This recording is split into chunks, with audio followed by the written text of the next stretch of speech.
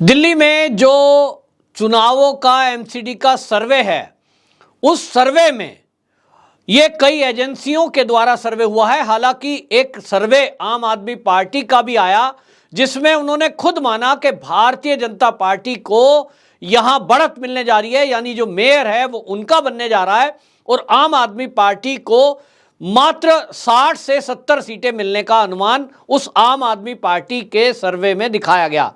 आम आदमी पार्टी का कहना है कि यह सर्वे फर्जी है, लेकिन भारतीय जनता पार्टी के नेताओं का दावा है कि यह आम आदमी पार्टी ने अपना सर्वे कराया था, जिसमें आम आदमी पार्टी खुद मान रही है कि भारतीय जनता पार्टी को लगभग 140 के करीब सीटें आ सकती हैं।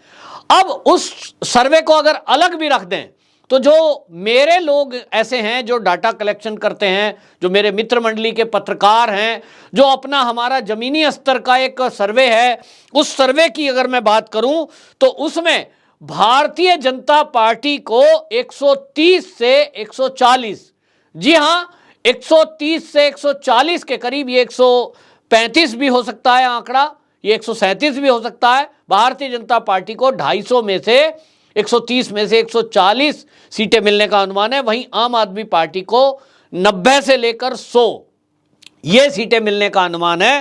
कांग्रेस को 5 से 10 सीटें मिलने का अनुमान है। तो इस तरह से आप देखेंगे कि कांग्रेस को यदि मैक्सिमम 10 सीटें मिलती हैं, आम आदमी पार्टी को 100 सीटें मिलती हैं, तो ये 110 हुआ और 140 का आंकड़ा भारतीय जनता पार्टी छूती दिख रही है। इससे स्पष्ट है कि मेयर भारतीय जनता पार्टी का ही होगा और दिल्ली का मेयर लगभग उसकी जो पावर है और कार्य क्षेत्र जो है वो वही होता है जो दिल्ली के मुख्यमंत्री का होगा।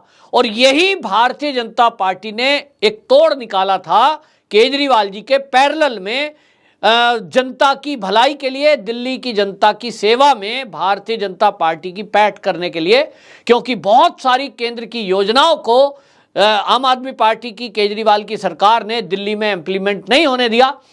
वो चाह रहे थे कि भाजपा का नाम ना हो जाए और इसलिए उनको इंप्लीमेंट नहीं होने दे रहे थे, लेकिन भारतीय जनता पार्टी ने तीनों एमसीडी को मिलाकर केंद्र के अधीन ले लिया।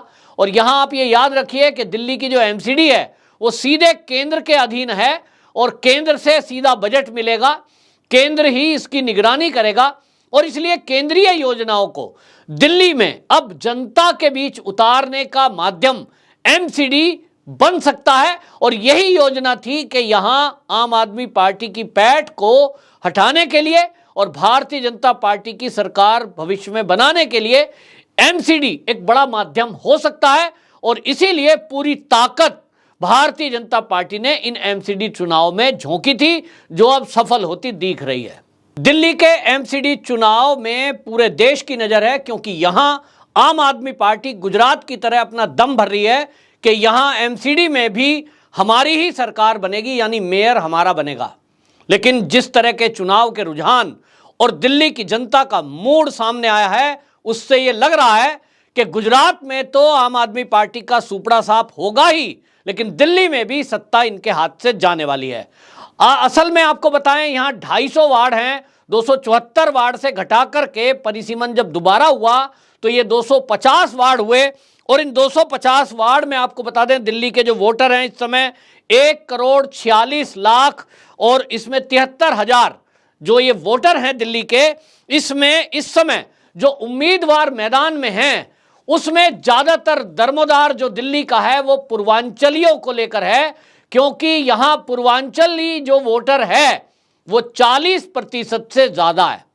और यही कारण है कि पूर्वांचलियों को ध्यान में रखते हुए, इन वोटरों का ध्यान रखते हुए आम आदमी पार्टी ने भी अच्छी खासी संख्या में पूर्वांचलियों को टिकट दिया है।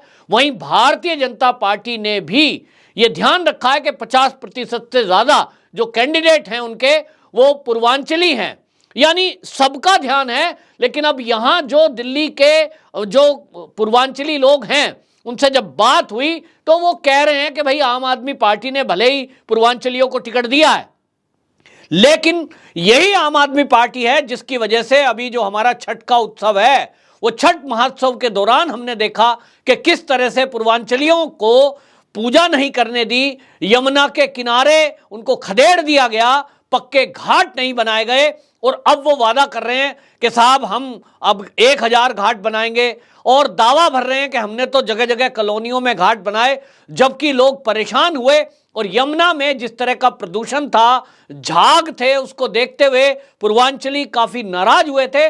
वहीं दूसरी तरफ आपको ले जाएं तो भारतीय जनता पार्टी में जो प्रदेश के अध्यक्ष भी रहे हैं मनोज तिवारी, वो अच्छे खासे लोकप्रिय हैं पूर्वांचलियों में, और निरहुआ भी यहां पे बीच में प्रचार के लिए आए थे।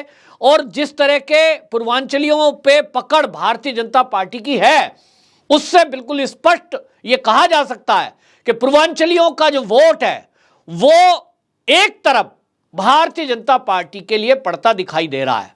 और यही भारतीय जनता पार्टी के जीत का कारण दिखाई दे रहा है कि जो 250 सीटें हैं उसमें एक आकलन ऐसा है कि कम से कम 160 सीट भारतीय जनता पार्टी को मिलेगी। अब उसके दो रीजन है। एक तो जैसे मैंने बताया 40% पूर्वांचली वोट वो भारतीय जनता पार्टी को मिलता हुआ दिख रहा है। हमने जो बात की है, हमारे जो पत्रकार मित्र हैं उन्होंने जो लोगों से बात की है, और पूर्वांचलियों से खास तौर पे जो दिल्ली के ये एरिया हैं जो मैं बताऊं आपको, न्यू अशोक नगर है, लक्ष्मी नगर, करावल नगर, नांगलोई, किराड़ी, बवाना, संगम विहार, बुराड़ी, विकासपुरी, उत्तम नगर, और इसी में ये जो लगता हुआ नंद नगरी का एरिया है और दिलशाद गार्डन, ये वो क्षेत्र हैं जहां पूर्वांचली अच्छी खासी संख्या में हैं।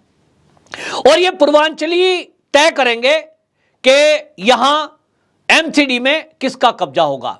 अभी तक इसके 3 भाग थे और जो मुकाबला था वो त्रिकोणीय होता था, लेकिन इस बार के चुनाव में एक नई चीज देखने को मिल रही है कि यहां कांग्रेसी कैंडिडेट खड़े जरूर हैं, लेकिन कांग्रेस के कैंडिडेटों को वोट मिलता नहीं दिख रहा है। इसी तरह एक पार्टी है बहुजन समाज पार्टी, दिल्ली में एक बार उन्होंने बड़ा अच्छा प्रदर्शन किया था, उन्होंने भी अपने कैंडिडेट खड़े किए हैं। और बसपा ने आपको बता दें तो 132 सीटों पर अपना कैंडिडेट खड़ा किया है। कांग्रेस ने एक 247 पे किया है। भारतीय जनता पार्टी और आप पार्टी ने पूरी सीटों पर यानी 250 सीटों पर अपने कैंडिडेट उतारे हैं। तो जो अभी तक पिछला चुनाव की अगर मैं बात करूं, वहां भारतीय जनता पार्टी का ही कब्जा था, लेकिन मुकाबला त्रिकोणीय दिखाई दिया था। कांग्रेस के कैंडिडेट मजबूती से खड़े थे, आप पार्टी के खड़े थे और भाजपा के। त्रिकोणीय होने की वजह से भारतीय जनता पार्टी को भारी बहुमत मिला, क्लीन स्वीप जिसे कह सकते हैं। पक्का आश्वासन था भारतीय जनता पार्टी ही जीतेगी। जब भी त्रिकोणीय मुकाबला हुआ है भारतीय जनता पार्टी को लाभ मिला है, क्योंकि भारतीय जनता पार्टी का जो वोटर है वो फिक्स वोटर है, वो निश्चित है कि वो भाजपा के अलावा कहीं देता नहीं, जिसको कोर वोटर कहते हैं। आम आदमी पार्टी और कांग्रेस, इनमें आपस में वोटर बटा, लेकिन अब जिस तरह से कांग्रेस ने आम आदमी पार्टी के लिए पूरा फील्ड खाली छोड़ दिया है कि हमारा वोटर हम बगैर कहे, ये कांग्रेस ने बोला नहीं है, अपने कैंडिडेट जरूर खड़े किए हैं, और लेकिन बगैर बोले लोगों को समझ आ गया कि आप लोगों को बीजेपी से मुकाबला करना है तो आपको एकमुश्त होकर वोट देना है। तो आपको बता दूं, पुराने कांग्रेसी जो बिल्कुल कट्टर कांग्रेसी अपने आप को कहते हैं, जिनकी संख्या इस समय दिल्ली में मात्र ऐसा रह गई है 10 से 12%, वो पुराना कांग्रेसी जो है, बुजुर्ग टाइप के लोग, वो जरूर कांग्रेस को वोट करेंगे। उनसे हमने बात की तो वो कहते हैं साहब हम तो कांग्रेस के अलावा कहीं किसी को सोच नहीं सकते। उसमें से कुछ लोग बीजेपी को शिफ्ट हुए हैं, लेकिन जो पढ़ा लिखा तबका है, यूथ है दिल्ली का, वो भारतीय जनता पार्टी की तरफ जाता दिख रहा है। तो एक पूर्वांचली वोट, एक पढ़े लिखे युवा वोट और खास तौर पे महिला वोट, ये भारतीय जनता पार्टी के पक्ष में जाती दिख रही है। आम आदमी पार्टी का जो वोटर है, जैसा मैंने कहा, इन्होंने भी यहां पे आपको बता दें, बीजेपी आम आदमी पार्टी ने 58 पूर्वांचली लोगों को टिकट दिया है, 250 में 58 को। तो रुख है, लेकिन वहां मुद्दा बनाकर रखा गया बीजेपी की तरफ से छठ पूजा को और यमुना की गंदगी को, और किस तरह से दिक्कतें हुई थी लोगों को, इसको ध्यान में रखते हुए पूर्वांचल की जो वोट है वो ये माना जा रहा है कि आम आदमी पार्टी को मात्र 15 से 20% वो वोट शिफ्ट हो सकती है, जो ये 58 लोग खड़े हैं इस पर केवल, बाकी जगह नहीं। और भारतीय जनता पार्टी की तरफ ये सीट बड़ी जो वोटर है पूर्वांचल का, ये काफी संख्या में वोट दे रहा है। दूसरा, यहां जो मुद्दा है पानी का, पानी को लेकर आम आदमी पार्टी के दावे थे कि उन्होंने फ्री पानी और फ्री बिजली दिया है। तो जो पढ़ा लिखा तबका है, जो मध्यम परिवार हैं, उनका कहना यह है कि फ्री बिजली उन्हें तो मिली ही नहीं। बिल दिखाए लोगों ने कि हमें तो फ्री बिजली मिल ही नहीं रही, तो हमारा तो मतलब ही नहीं है। ये झूठा मुद्दा हो गया। पानी की बात रही तो दिल्ली की स्थिति पानी की यह है कि 40% लोगों को पानी नल से मिल नहीं रहा। जिनके घरों में टोटी का पानी आता है वो गंदा पानी है, बदबूदार और पीने योग्य नहीं है। यहां तक कि मनीष सिसोदिया जी जो मुख्यमंत्री हैं, उनके भी क्षेत्र में नलों से पानी आने वाला वो दूषित पानी है। लोग बोतल का पानी खरीद कर पीते हैं। तो लोगों का कहना है कि फ्री तो छोड़िए, हमें तो नल से पैसे देकर भी नहीं मिल रहा, खरीदना पड़ रहा है। और वो खरीदना जो पड़ रहा है, ये भी ताज्जुब की बात है कि वो कहीं ना कहीं एक नेक्सस से मिलकर के जल बोर्ड के वो बोतलों से भर के आ रहा है। जल बोर्ड का ही पानी है, लेकिन वो पैसे से 2 नंबर के रास्ते से आता है। तो लोग कह रहे हैं ये हवाई मुद्दे हैं आप आम पार्टी के। और भ्रष्टाचार जिस तरह से खुल करके एक के बाद एक दिल्ली का आया, उसके बाद महिला जो है, महिला वोटर वो भारतीय जनता पार्टी की तरफ जो जा रही हैं, उसका एक रीजन शराब है। क्योंकि बहुत सारे जब ठेके खुले, गली मोहल्ले में दुकान खुल गई, उस समय सबसे ज्यादा अगर विरोध किया था उन ठेकों का तो वो महिलाओं ने किया था। महिलाओं का कहना है कि हमारे घर में, परिवार में युवा बच्चे, जो हैं लोगों के, वो कह रहे हैं कि साहब शराब के नशे में डूबे रहते थे, एक के साथ एक बोतल फ्री ये स्कीम चला दी गई तो हमारा घर बिगड़ गया। और इसके कारण हम नहीं चाहते कि एमसीडी में ये आम आदमी पार्टी आ जाए जो फिर से इस तरह का कोई काम करे।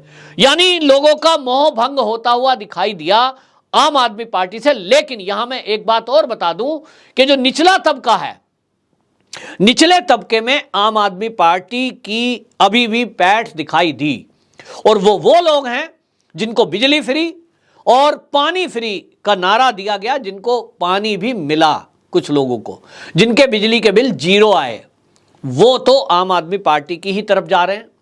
हालांकि नरेंद्र मोदी जी ने अभी कुछ ही दिनों पहले जहां झुग्गी वहीं घर की योजना के तहत 3000 लोगों को फ्लैट दिए, लेकिन भारतीय जनता पार्टी उस मुद्दे को भुनाने में उतनी कामयाब नहीं रही।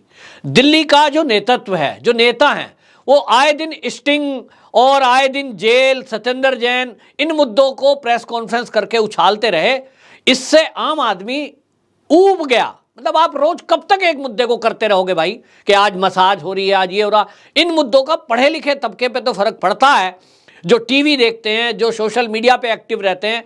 जो एक झुग्गी झोंपड़ी में रहने वाला व्यक्ति है, जो दिहाड़ी मजदूरी करने वाला व्यक्ति है, उसमें जो सबसे ज्यादा दमदार इफेक्टिव रह सकता था वो मुद्दा था प्रवासी मजदूरों का, कि जब कोरोना काल था किस तरह से लोग घर छोड़कर जाने को मजबूर हुए। वो उस समय भारतीय जनता पार्टी ने लोगों की मदद करी। वो मुद्दा बीजेपी की लीडरशिप, जो दिल्ली की लीडरशिप है, वो ज्यादा प्रभावी तरीके से नहीं उठा पाई। और इसके कारण आज दिल्ली का जो वोट है वो ये कहा जा रहा है कि आम आदमी पार्टी और भाजपा में कांटे की टक्कर, ये शब्द इस्तेमाल करना पड़ रहा है। क्योंकि ये दिख रहा है, हालांकि जो सर्वे है पूरा दिल्ली का, उसमें जैसा कि अब सारी एमसीडी एक हो गई हैं, उसी का फायदा भारतीय जनता पार्टी को मिलेगा। जो ईस्ट दिल्ली है, यहां ईस्ट दिल्ली में पूर्वांचली बहुत ज्यादा है, इस पूर्वांचली का लाभ मिलेगा। अगर दिल्ली बीजेपी इन मुद्दों पर ठीक से काम करती, कि जो मोदी जी ने वो 50-50 लाख रुपए की कीमत के 3000 फ्लैट जहां झुग्गी वहीं घर योजना में दिए थे, तो झुग्गी बस्ती में उन मकान वालों के इंटरव्यू, उन मकान की फोटोएं वो दिखाई जाती लोगों को कि भाई आपको भी ऐसा मकान मिलेगा। महीने में 2 बार मिलने वाला राशन, ये योजना जो केंद्र की है, उनको बताया जाता, शायद उसका इफेक्ट ज्यादा पड़ता। एमसीडी के स्कूल तुलनात्मक दिखाए जाते, उसका इफेक्ट ज्यादा पड़ता। भारतीय जनता पार्टी इन मुद्दों को उठाने में कहीं चूकती नजर आई। आम आदमी पार्टी जब जिस तरह के भ्रष्टाचार खुले, जिस तरह के शराब के ठेके की बात हुई, जिस तरह पूर्वांचली का छठ का मुद्दा हुआ, वो कहीं पीछे छूट गए। बड़े बड़े नेता, बीजेपी के बड़े बड़े लीडरों ने रोड शो किया, उसका इफेक्ट पढ़े लिखे तबके पर, सोशल मीडिया और मीडिया में जो लोग एक्टिव रहते हैं उन पर जरूर पड़ा है, जिसके कारण ये केंद्रीय नेतृत्व की जो ताकत है, जो उनकी मेहनत है, उसके कारण एमसीडी में भारतीय जनता पार्टी आ पाएगी। दिल्ली बीजेपी कहीं ना कहीं कमजोर नजर आई इस पूरे चुनाव में, मुद्दों को पब्लिक तक नहीं पहुंचा पाए, ये कमी दिखाई दी, वरना ये आंकड़ा 250 में से ये 200 तक भी हो सकता था। आम आदमी पार्टी को यदि यहां आज ये कहा जा रहा है कि कांटे की टक्कर, तो ये भारतीय जनता पार्टी के नेताओं को, दिल्ली नेताओं को सोचना चाहिए। वंदे मातरम।